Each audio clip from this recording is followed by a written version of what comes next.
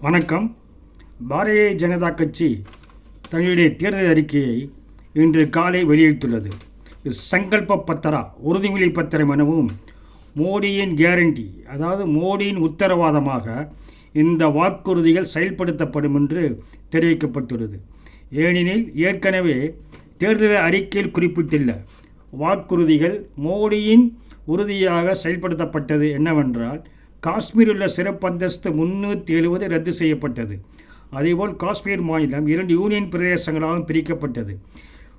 ராமர் கோயில் கட்டுவதற்கான உறுதிமொழி தந்தது போல உச்ச நீதிமன்றத்தின் தீர்ப்பின் மூலமாகவே ராமர் கோயிலானது கட்டப்பட்டது. அதேபோல் முத்தலாக் தடை சட்டமும் கொண்டு வரப்பட்டுள்ளது. இதைத் தவிர மக்களுக்கு அடிப்படை தேவைகளை பூர்த்தி செய்யும் வகையிலும் இந்த 10 ஆண்டுகளில் பிரதமர் மோடி அவர்கள் சில வாக்குறுதிகளை நிறைவேற்றியுள்ளார். அதேபோல 2024 மக்களவைத் தேர்தலில் தேர்தல் அறிக்கையை உறுதிமொழி பத்திரம் எனவும் மோடியின் உத்தரவாதம் எனவும் மேலும் பல வாக்குறுதிகள் தரப்பட்டுள்ளன. அதை உறுதியாக அவர்கள் செயல்படுத்துவார்கள் என்பது கடந்த கால நிகழ்வை பார்க்கும் பொழுது தெரிகிறது. குறிப்பாக அவர்கள் சொன்ன வாக்குறுதிகளில் ஒரே நாடு ஒரே தேர்தல் அமுல்படுத்தப்படும் என்று வாக்குறுதி தந்துள்ளனர். ஏற்கனவே ஒரே நாடு ஒரே ரேஷன் என்று அமுல்படுத்தப்பட்டது போல ஒரே நாடு ஒரே தேர்தலும் அமுல்படுத்தப்படும் என்று வாக்குறுதி தந்துள்ளார்கள். அதற்கான அனைத்து கட்டுமானங்களும் நாங்கள் ஏற்பாடுகளை செய்து இதை அமுல்படுத்துவோம் என்று தெரிவித்துள்ளனர். இதற்காக முன்னாள் குடியரசுத் தலைவர் ராம்நாத் கோவிந்த் அவர்கள் தலைமையில் ஒரு குழு அமைக்கப்பட்டு அந்த குழுவானது 18,000 பக்கங்கள் கொண்ட ஒரு ஆய்வு அறிக்கையை குடியரசுத் தலைவர் முர்மு அவர்களிடம் சமர்ப்பித்துள்ளது. அந்த அறிக்கையில் ஒரே நாடு ஒரே தேர்தலுக்கான கருத்துருக்களாக 21,000 மனுக்கள் வந்துள்ளன. அதில் சுமார் 80% 17,000 கருத்துருக்கள் ஒரே நாடு ஒரே தேர்தலை ஆதரித்துள்ளது என்பதுதான் அது குறிப்பிடத்தக்கது. எனவே ஆதரவு மக்கள் மத்தியில் இருப்பதாக ஒரே நாடு ஒரே தேர்தலானது அமுல்படுத்தப்படும் என்று உத்தரவாதம் தரப்பட்டுள்ளது. அடுத்து அனைவராலும் பேசப்பட்டு விமர்சனம் செய்யப்பட்ட சர்ச்சைக்குரிய வகையில் விவாதம் நடத்தப்பட்ட UCC பொது சிவில் சட்டம் அமுல்படுத்தப்படும் என்று உத்தரவாதம் தந்துள்ளனர். ஏனெனில் கடந்த 10 ஆண்டுகளில் அவள் செயல்படுத்தப்படவில்லை. எனவே 3வது முறையாக ஆட்சிக்கு வந்தால் பொது சிவில் சட்டம் நடைமுறைப்படுத்தப்படும் என்று உத்தரவாதம் தரப்பட்டுள்ளது. அதாவது அனைத்து மதங்களிலும் உள்ள பெண்கள் குறிப்பாக பாதிக்கப்படுவதால் அந்த பெண்களின் பாதுகாப்பை உறுதி செய்யவும் அவர்களின் உரிமையை நிலைநாட்டவும் தான் இந்த பொது சிவில் சட்டம் கொண்டு வரப்படுகிறது. இதில் மத உரிமைகளுக்கோ மத வழிபாட்டு தலங்களுக்கோ வழிபாடுகளுக்கோ எந்த விதமான பிரச்சனையும் இல்லை. மாறாக வாழ்வியல் முறையில் திருமணம் மற்றும் விவாகரத்து, அதற்குரிய ஜீவனாம்சம், வாரிசு உரிமைகள் மற்றும் தத்தெடுத்தல் மதங்களுக்கு மதங்கள் மாறுபட்டு இருப்பதால் அவை ஒன்றாக ஒரே மாதிரியாக பொதுவான சட்டம் வேண்டும் என்பதற்காக தான் இந்த பொது சிவில் சட்டம் அமுல்படுத்தப்படும் என்று வாக்குறுதி தரப்பட்டுள்ளது. ஏற்கனவே உத்தரகாண்ட் மாநிலத்தில் பாஜக ஆட்சியில் பொது சிவில் சட்டம் நடைமுறைப்படுத்தப்பட்டுள்ளது.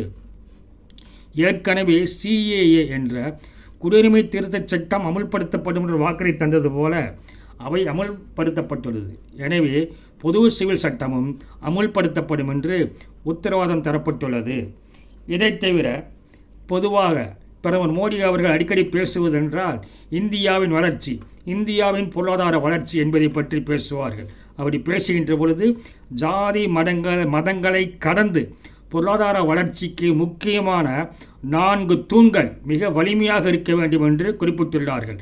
அதில் ஏழை எளிய மக்கள், இளைஞர்கள், பெண்கள் மற்றும் விவசாயிகள் அவர்களை மேம்படுத்தினால் மட்டுமே இந்த நாட்டின் பொருளாதாரமானது உயரும், இந்த தேசம் வலிமை அடையும் என்று தெரிவித்துள்ளார்கள். அதில் குறிப்பாக ஏழை எளிய மக்களுக்கான வாக்குறுதியாக 3 கோடி வீடுகள் அவர்களுக்கு கட்டித்தரப்படும். வீடு இல்லாதவர்களுக்கு வீடு உறுதி செய்யப்படுகிறது. அதேபோல் அனைத்து வீடுகளுக்கும் குழாய் மூலமாக எரிவாயு அவர்களுக்கு தரப்படும். அனைத்து வீடுகளுக்கும் குடிநீர் சப்ளை மேலும் உறுதி செய்யப்படும் என்று தெரிவிக்கப்பட்டுள்ளது. மேலும் பிரதம மந்திரியின் சூரிய சக்தி வீடுகள் என்று திட்டம் அமல்படுத்தப்படுகிறது. அந்த வீடுகளுக்கு மின்சாரம் இலவசமாக வழங்கப்படும் என்று தெரிவிக்கப்பட்டுள்ளது.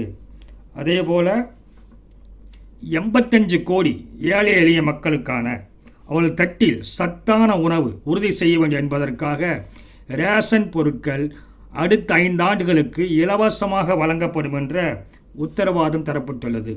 இரண்டாவது, பெண்களின் சக்தி என்று அவர்களை மேம்படுத்த வேண்டும் என்பதற்காக ஏற்கனவே 1 கோடி பெண்களுக்கு ஆண்டுக்கு 1 லட்சம் வருமானம் வரும் வரை உத்தரவாதம் செய்யப்பட்டுள்ளது. அதாவது 1 லட்சம் ரூபாய் இலவசமாக தருவதல்ல, அவர்களுடைய வருமானம் உயர்த்தப்படுகிறது. அப்படி வருமானம் உயர்ந்தால் பொருளாதாரம் உயரும், பொருளாதார வளர்ச்சி உயரும், பெண்களுக்கான வருமானம் உயர்கிறது என்ற அடிப்படையில் 3 கோடி பெண்களுக்கு ஆண்டுக்கு 1 லட்சம் ரூபாய் உறுதி செய்யும் வகையில் அந்த லட்சாதிபதியாக ஆக்கப்படுவார்கள் என்று பிரதமர் மோடி அவர்கள் தெரிவித்துள்ளார்கள். அது எப்படி செயல்படுத்துவது என்பதையும் தெரிவிக்கப்பட்டுள்ளது. அதாவது சுய உதவி குழுக்களில் உள்ள பெண்களுக்கு பயிற்சி தரப்படுகிறது.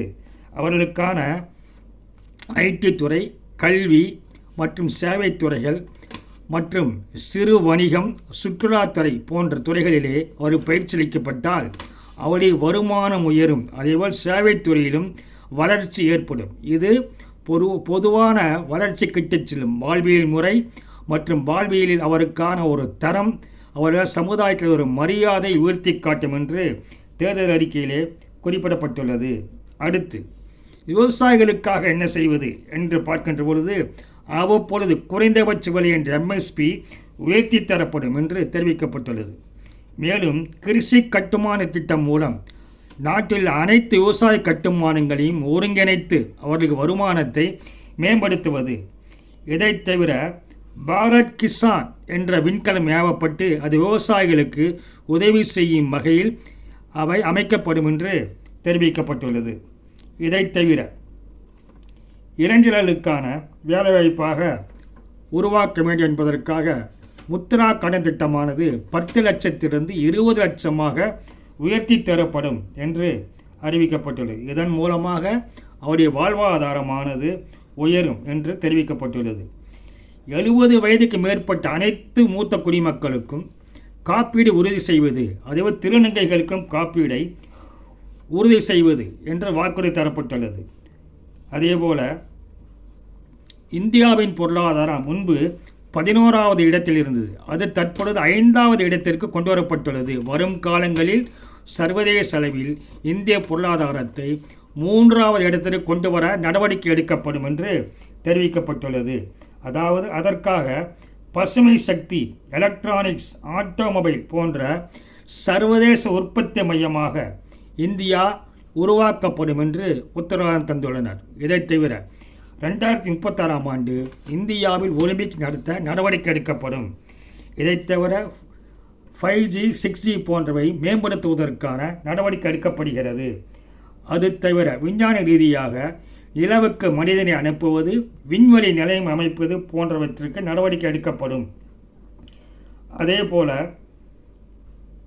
ஐநா சபையில் பாதுகாப்பு கவுன்சிலில் நிரந்தர உறுப்பினராகவும் நடவடிக்கை எடுக்கப்படும் என்று அனைத்து துறைகளிலும் தேர்தல் வாக்குறுதியாக தரப்பட்டது. குறிப்பாக ஏழை எளிய மக்கள், இளைஞர்கள், பெண்கள், விவசாயிகள், பொருளாதார வளர்ச்சி, தேசத்தின் பாதுகாப்பு ஆகிய அனைத்தையும் தொடும் வகையில் மோடியின் உத்தரவாதம் என்று சங்கல்ப பத்திரம், அதாவது தேர்தல் உறுதிமொழி பத்திரமாக தேர்தல் அறிக்கையை பாரதிய ஜனதா கட்சியானது வெளியிட்டுள்ளது.